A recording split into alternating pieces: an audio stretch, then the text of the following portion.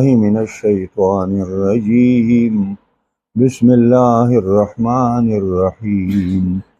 قال ربي إني قتلت منهم نفسا فأخاف أن يقتلون وأخي هارون وهو أفصح مني لسانا فأرسله معي رد أن يصدقني إني أخاف أن يكذبون. قال سنشد عضدك بأخيك ونجعل لكما سلطانا فلا يصلون إليكما بآياتنا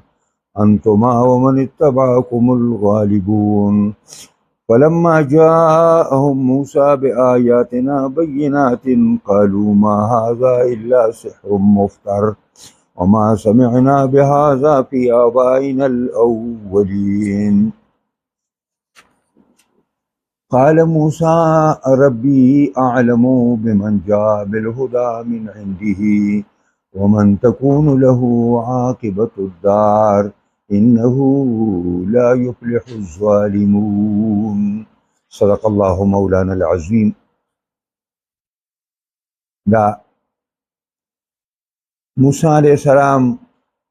سره الله راز شروع دی په کویتور کې، او کویتور کې الله رب العزت د توای چې ته فرعون ته لاړ شه، انه طغى سرکشه شوی دی نو فرعون ته لاړ شه او فرعون ته دعوت پیش کا او د فرعون کابینې ته او د قوم ته دا دعوت پیش کا. موسی علیہ السلام الله تعالی ته دا عذر کوي چې دغه خلکو نه ما یو کس زما د لاسه مړو په خطا کې، زه یریږم چې ما به د هغې په قصاص کې به ما ونیسي او مړ به مې کي، نو په کوم مقصد باندې چې ته ما لیږي هغه مقصد به سر نشي، هغې د دې نه مخکې به زما د ګرفتارۍ اډر وکړي او ما به ونیسي او مړ به مې.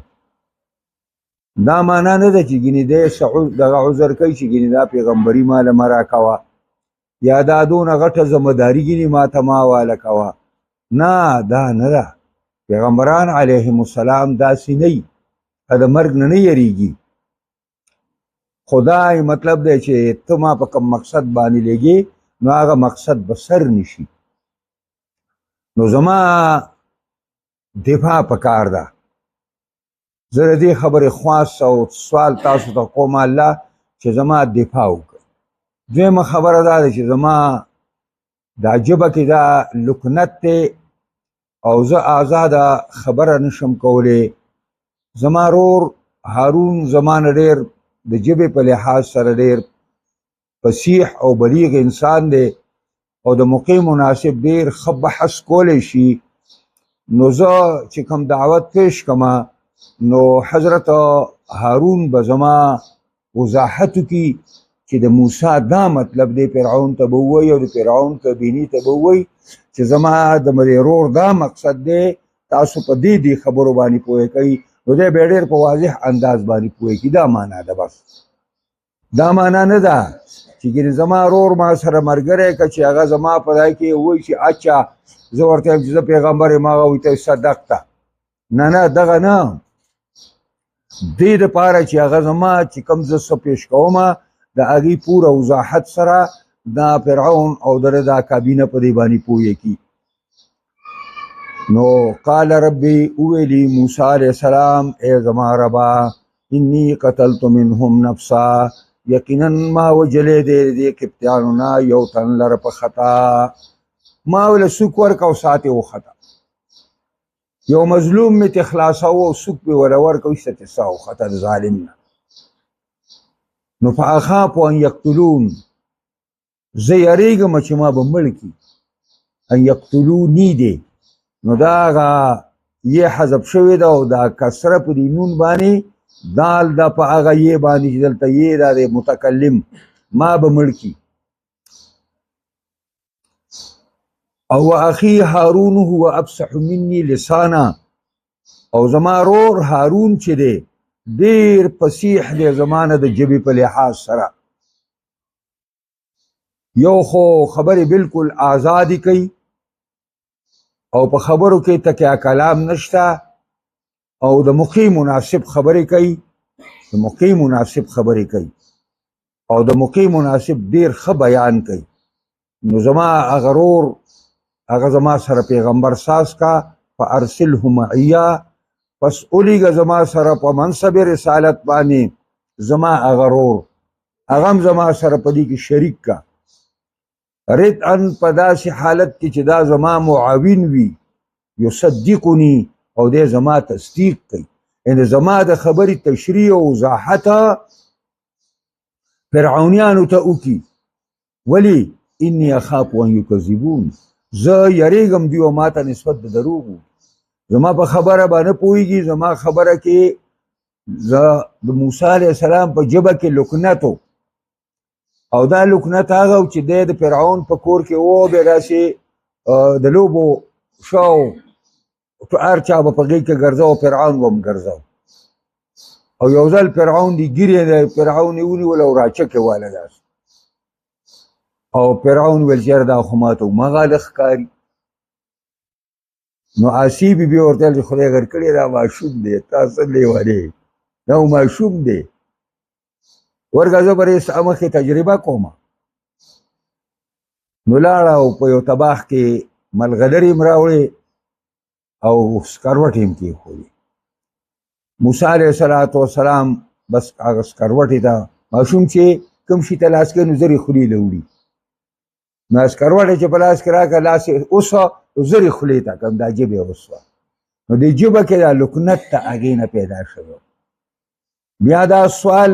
حضرت موسی کړی دی چې واحلل عقدة من لساني، بل ځای کې ای الله زما د ژبې نه دا غوټه ختمه کړې، دا زما ژبه وچلېږي، نو هم به یې ختمه شوې وه. قال سنشد عضدك باخيك، الله ورته ویل چې موسی سنشد خامخا دا سین د شپږو معناګانو دپاره راځي، یو معنا یې تاکید دی، دلته معنا تاکید دی. سنشد خامخا به کلک کم زه عضدک ستا مټ لره باخیک ستا پر ور باندې، ستا را مټ نه دی، دا موږ وایو که نه هلکه دا پلانې زما مټې دي او دا پلانې د پلاني مټ دی، مټ دې ځای ته وایي، دې ځای ته بازو، نو دا زما ستا بازو او ستا مټ ستا پر ور باندې به زه کلک کم. ونجعل لکما سلطانا، او تا دا خطره محسوسې چې ما ته یا زما رور ته به فرعون څه ضرر راورسوي، یاد ساته هېڅ ضرر ته نشي رسولی. ونجعل لکما سلطانا، ګرځوم ستاسو لپاره یو غلبه او دسترس، داسې هیبت په تاسو باندې کینوم چې د فرعون او د فرعون د کارندو مجال نشي چې تاسو ته په بد سترګې وګوري او تاسو ضرر ورسوي. او دا هغه خبره ده چې نبی کریم صلی الله علیه وسلم و فرمایل چې کافر د یو میاشتې په مزل باندې مانه لري نو په خپل کور کې مانه یریږي. دا هغه خدای رعب، دا هغه خدای رعب دی او خدای یره ده چې په یو بنده باندې کینه یو خلک ته نه یریږي. فلا یصلون الیکما، نشي رسیدلې نشي رسیدلې الیکما تاسو دواړو ته بآیاتنا، دې ته ګور دا ګران رسول دا څه مصیبت دی دا.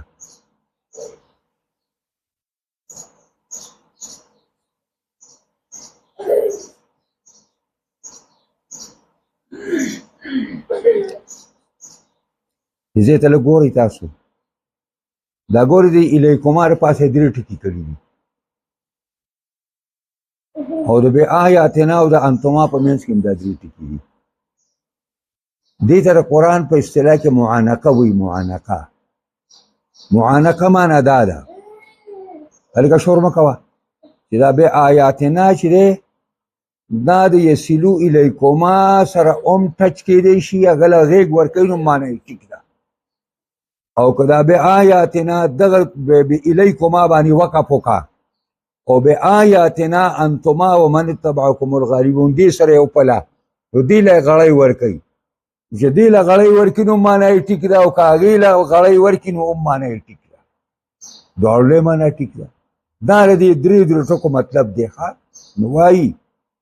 ولا یصلون الیکما بآیاتنا نشي رسېدلی دا فرعون او د کابینه الیکما ضرر ستاسو دواړو ته بآیاتنا په سبب د معجزو زما باندې یعنې والا یې ټیک ده او دا بیا انتما ومن دا ځان مستقله جمله شوه انتما ومن اتبعکما تاسو دواړه او ستاسو تابعدار هم او دغه د الغالبون هم تاسو به چې کوم دی هم تاسو به غالب او زورور یئ میدان به تاسو ګټئ او چې دا بل شانې کې نو فلا یصلون الیکما نشي رسېدلی فرعون او د ملګري تاسو ته پس ضرر باندې بس پرې ځای ودرېږه بآیاتنا انتما ومن اتبعکم الغالبون خالص په سبب د آیاتونو زما باندې تاسو او ستاسو تابعدار به زورور او غالبي د آیاتونو په وجه به تاسو غلبه حاصلوئ نو دواړو سره ټیک ده د دې آیاتونو په وجه تاسو ته هغې ضرر هم نشي رسولی او د دې آیاتونو په وجه باندې به تاسو برترین په هغې حاصلوئ او دې قرآن ته ګورئ دا ډېر ناشنا کتاب دی ډېر ناشنا خو چې په دې سړی لږ ورپوه شي که نه دا بیا بېل خوند دي په دې قرآن کې دا خلک دې نه خبر نه دي دا چې دا په بلو سر شي دي مسلمانان او کفار یې په فحاشۍ کې کفار پیل کړل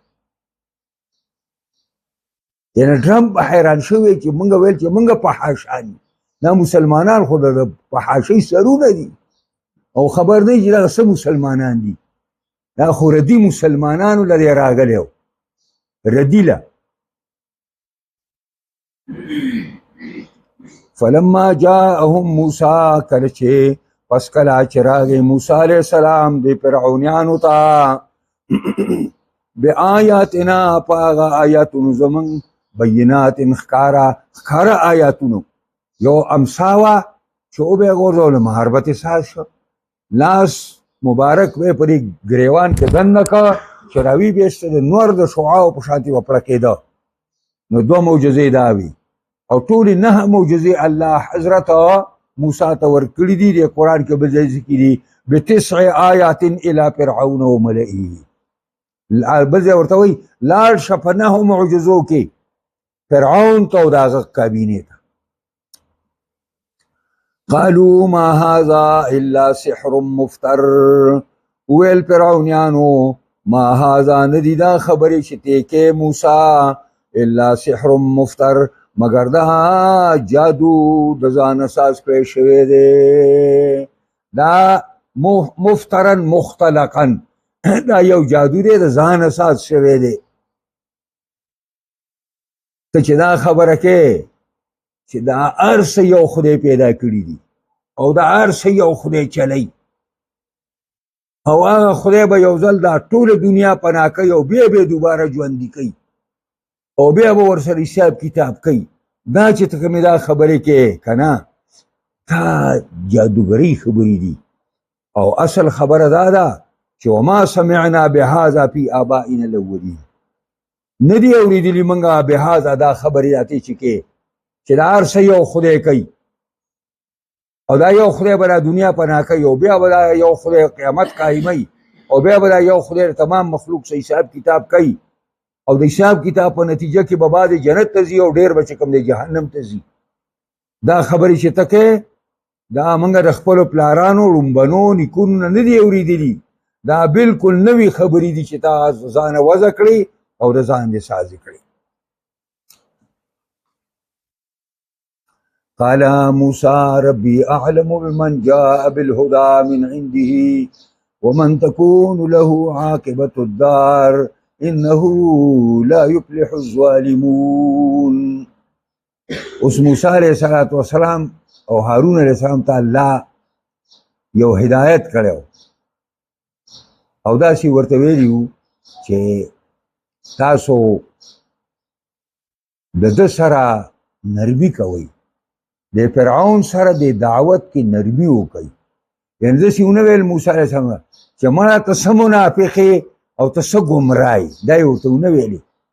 دا الفاظ یې ورته استعمال نه کړه. نو څه ورته وایي؟ موسی علیه السلام جواب ورکوي، قال موسی ربي، ویل موسی رب زما چې دی اعلمو ښه واقف او عالم دی بمن په هغه چا جاء بالهدى چې راتلی کړي په درسته لار باندې من عنده د جانبه د الله نه. الله ته هغه بنده معلوم دی چې د الله له طرفه هدایت قوم مخلوق ته راوړی دی چې هغه زه یم. او ومن تكون له عاقبة الدار، او پیژني الله هغه څوک چې کېږي به د هغه دپاره ښه انجام د کورو، چا ته انجام محموده او د چا عاقبت او انتها به غورئ، دا هم الله ته معلوم دي. خو په دې ځان پوهه که فرعون چې انه لا یفلح الظالمون، یقینا شان دا دی کامیابي نه مومي ظالمان. اخر انجام به فرعونه ساره تباهي او بربادي، او دقسې تباهي او بربادي شو، خدای پاک ختم کړ. نو په دې آیاتونو کې یو دا مسله رااله چې دا د قصاص مسله چې دا چې سړی مړ کړي نو دی به پې مري قصدن. نو دا د قصاص مسله دا دیرینه مسله ده، په تمامو امتونو کې راغلې ده. ځکه موسی علیه السلام